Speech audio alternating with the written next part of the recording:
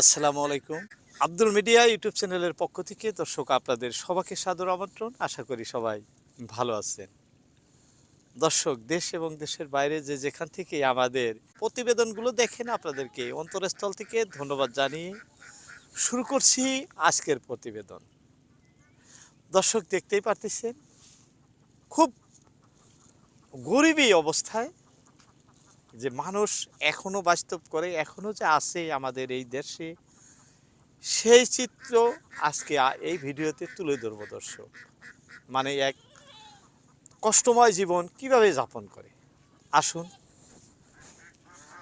দর্শক।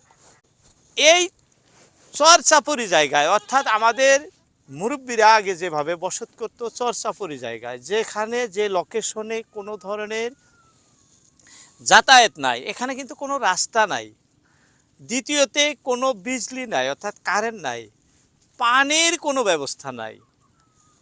সেই নদীর থেকে পানি মানে বয়ে এনে খেতে হয়। এখানে পার্শ্ববর্তী ব্রহ্মপুত্র নদ আছে। যাই হোক, পরে দেখাবো আপনাদের, এদিকে আসছে। এই যে একটি মানে ঘর দেখাইতেছি, প্রথমে এই ঘরটি দেখেন। ঘরটির অবস্থা দেখছেন?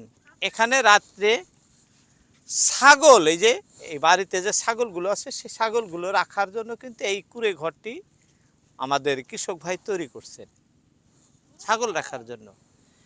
সমর্থ অনুযায়ী যতটুকু করা যায় ততটুকুই করছে। এখনো যে মানুষ এই হালে থাকে বা এইভাবে আছে, অনেকেই শহরে বসবাস করেন, বিল্ডিং, রাস্তা ভালো, ফ্যান, গাড়ি, মানে বিভিন্ন টাইপের, মানে উচ্চ শিক্ষা, ভালো স্কুল, মাদ্রাসা মুক্ত সব কিছু আছে। কিন্তু এই যে আমি যে জায়গায় লোকেশনে আছি, চতুর্পাশটা যদি দেখেন এর আরে পাশে 1 কিলোমিটারের মধ্যে হয়তো 2টা বা 3টা বাড়ি আছে। কিন্তু হ্যাঁ, একটা বস্তু ভালো আছে দর্শক, সেটা হলো ফসল। এদিকে দেখেন মাইক্রোমরিচের চাষ করছে, কি সুন্দর চাষ দেখছেন, মাথা ঘুরে যায়, এত সুন্দর। আর এই মাইক্রোমরিচের এবার রেটও ভালো। ওদিকে দেখেন ভুট্টার চাষ, খুব সুন্দর চাষ হয়েছে ভুট্টার। এই ধরনের যেগুলো ফসল, বাদাম, বুট, বিভিন্ন ধরনের প্রকারের যে আমাদের চর্চাপরির যে চাষগুলো হয়, এখানে দেখেন এই যে বাদাম, শুকনো বাদাম, এই যে মানে রোপণ করছিল, সেখান থেকে উঠায় এনে রাখছে, কি সুন্দর।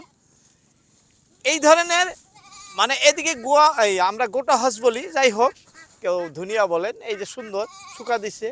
এই ধরনের ফসল করার জন্য কিন্তু এই লোকেশন ভালো, যার জন্য এই ধরনের কুঁড়ে ঘর বেঁধে এখানে থাকে। দেখছেন এখানে কয়টি কিন্তু হাঁসও আছে, এই যে শব্দ করতেছে। আর ঘর বলতে এটাই যে দেখতেছেন নিচা, এতে তো ঢোকারই জায়গা নাই। যাই হোক, কোনো রকমেই এখানে এইভাবে মানে মাথা মানে নিচা করে এই ঘরে যায় বা আসে, বের হয়। খুব কষ্টের জীবন যাপন করে দর্শক এনারা। আমরা এত ফ্রি জায়গা, খোলা রাস্তা, খোলা মাঠে ঘুরি, তাই আমাদের কষ্টের মানে শেষ থাকে না বলি। 10 মিনিট কারেন্ট না থাকলে অসুবিধা হয়ে গেছে। কিন্তু এনারা কিভাবে জীবনযাপন, আমরাও মানুষ, এনারাও মানুষ। এনারা হলো খেটে খাওয়া পরিশ্রমী মানুষ, এদের সিলট। এরা না থাকলে আমাদের চলা মুশকিল হয়ে যেত। এনাদেরকে সব সময় অনেকেই তুচ্ছ তাচ্ছিল্য কটুক্য ভাষায় গালিগালাজ পারে, বা রাস্তায় চলা ঠিক নিয়ম রীতি ভালো জানে না বলে শহরের বা আমাদের সভ্য সমাজের মানুষ কিন্তু এদেরকে তুচ্ছ বলে জ্ঞান করে বা ধারণ করে। কিন্তু এটা আমাদের একেবারে ভুল। এদেরকে সব সময় উচ্চ আসন দেওয়া আমাদের প্রয়োজন, কিছু না জানলে সেটা শিখিয়ে দেওয়া প্রয়োজন। কারণ এই যে আমি বললাম, জায়গাগুলো দেখাইলাম, এই নির্জন জায়গায় যে এরা এইভাবে বসত করি, এইভাবে যে ফসল আদি করে শুধু আমাদের জন্য, আমাদের উপকারের জন্য। এরা তো নিজেরা খায় না, নিজেরা তো সামান্য খায়, যত কিছু সব আমাদের টাউনেই তো বিক্রি হয়, সব আমাদের জন্য। যাই হোক, এদের প্রতি আমরা সৎ ব্যবহার করব, ভালো নজরে দেখব, পারলে সালাম দিব, আর এদের প্রতি কোনো ঘৃণ ভাব আমাদের মনে পোষণ করব না। এতটুক বলেই আজকের মতো ইতি টানছি দর্শক।